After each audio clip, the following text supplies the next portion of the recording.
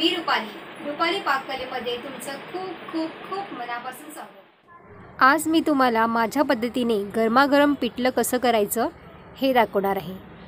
घरात कोणती भाजी नसेल किंवा भाजीसाठी काय करावं हे सुचत नसेल त्यावेळेला आपण हे नेहमीच करत असतो आणि हे पिठलं आणखीन जास्त स्वादिष्ट आणि छान लागावं यासाठी इथे मी काही ट्रिक वापरलेली आहे। त्यामुळे व्हिडिओ हा शेवटपर्यंत बघा। तुम्ही पाहू शकता बघा, मस्त एकदम गरमागरम पिठलं आपलं भाकरी खाण्यासाठी इथे तयार झालेलं आहे। तर चला आपण बघूया रेसिपीला लागणारं साहित्य। इथे मी अर्धी वाटी बेसन घेतलेलं आहे आणि एका साईडला मी कढई गरम करायला ठेवलेली आहे। तुम्ही बघू शकता बघा, इथे एका साईडला मी ते कढई गरम करायला ठेवलेली आहे आणि त्यामध्ये तेल घालायचं आहे। तेल थोडं आपल्याला जास्तच घालायचं आहे। तेल छान असं गरम झाल्यावरती त्याच्यामध्ये 1 चमचा मोहरी घातलेली आहे आणि मोहरी ही छान तडतडू द्यायची आहे। म्हणजे फोडणी छान झाली ना की आपलं पिठलंही खूप मस्त स्वादिष्ट लागतं आणि खूप छान लागतं। आणि इथे मी मीडियम साईजचे 2 कांदे बारीक कट करून घेतलेले आहेत आणि कांद्याचा वापर पण आपल्याला ह्या पिठीमध्ये थोडा जास्त प्रमाणातच करायचा आहे। त्यामुळे पिठी ना खायला मस्तच लागते। असं सोनेरी रंगावरती येईपर्यंत याला परतून घ्यायचं आहे। कढीपत्ता घातलेला आहे। कढीपत्तामुळे पण याचा फ्लेवर खूप छान येतो। आणि याच्यामध्ये आपल्याला घालायचा आहे 1 मीडियम साईजचा टोमॅटो। छोटा टोमॅटो घातलेला आहे इथे मी। तुमच्याकडे जर मोठा असेल ना तुम्ही अर्धा घातला तरी चालेल।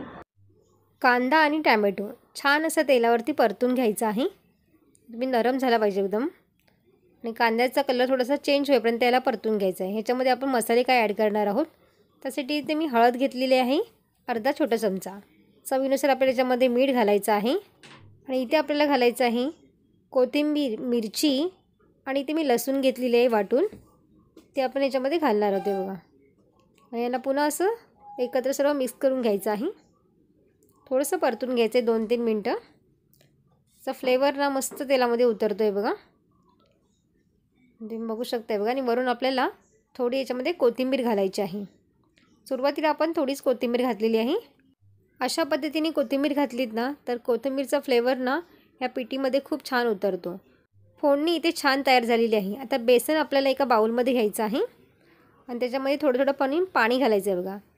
इथे मी कोमट पाणी घेतलेलं आहे आणि कोमट पाण्याने आपण हे सर्व गुठल्याशा मोडायचे ते बघा। सुकं पीठ घालायचं नाही, कारण की सुकं पीठ जर घातलं आपण तर त्याच्या गुठल्या होऊ शकतात। त्यासाठी आपण इथे खाली एका बाउलमध्ये घेऊन हे पीठ असं मिक्स करून आधी घ्यायचं आहे। अर्धी वाटीसाठी इथे मी 1.5 वाटी पाणी घेतलेलं आहे आणि पाण्याचं प्रमाण हे जास्तच असावं हे बघा। त्यामुळे पिठी ना कच्ची राहत नाही आणि खायलाही ती खूप छान बनते। आणि याच्यामध्ये आपल्याला घालायचं आहे आणि पुन्हा ह्याला सर्व असं मिक्स करून घ्यायचं आहे। गॅसची फ्लेम आपल्याला स्लो ठेवायची आहे आणि स्लो गॅसवरतीच ना आपली पिठी ही छान शिजू द्यायची आहे। तुम्ही बघू शकता बघा, याचा कलर बघा किती छान आलेला आहे। 2 ते 3 मिनटं आपल्याला स्लो गॅसवरतीच ह्याला शिजू द्यायचं आहे। आणि तुम्ही बघू शकताय बघा, थोडंसं हे तर घट्ट होत आहे बघा। आपल्याला पिठी ज्या पद्धतीने हवी असेल ना, घट्ट पातळ, त्या पद्धतीने असं करून घ्यायचं आहे आपल्याला। अशा पद्धतीने केलेली पिठी भाकरीबरोबर खूपच टेस्टी लागते। तुम्ही नक्कीच करून बघा। तुम्ही बघू शकताय बघा, अजून मी थोडीशी घट्ट केलेली आहे ही पिठी, त्यामुळे भाकरीबरोबर ना खूपच छान लागते। आणि वरून आपल्याला आता थोडीशी कोथिंबीर घालायची आहे पुन्हा। कोथिंबीरचं प्रमाण थोडंसं जास्त ठेवायचं, कारण की पिठीमध्ये ना कोथिंबीर खूपच छान लागते आणि टेस्टी बनते ही पिठी। तर तुम्ही पाहू शकताय बघा, आता आपल्याला गॅस बंद करून घ्यायचा आहे आणि खाण्यासाठी पिठी आपली इथेही तयार झालेली आहे। तुम्ही पिठी खूप वेळा केलीही असेल, पण माझ्या पद्धतीने तुम्ही पिठी एकदा करून पहा, तुम्हालाही आवडेल। आणि तुम्ही पिठी कशा पद्धतीने करता हे मला कमेंट्समध्ये नक्की सांगा। तर अशा पद्धतीने गरमागरम पिठी आपली खाण्यासाठी तयार झालेली आहे। तुम्ही नक्की ट्राय करून बघा।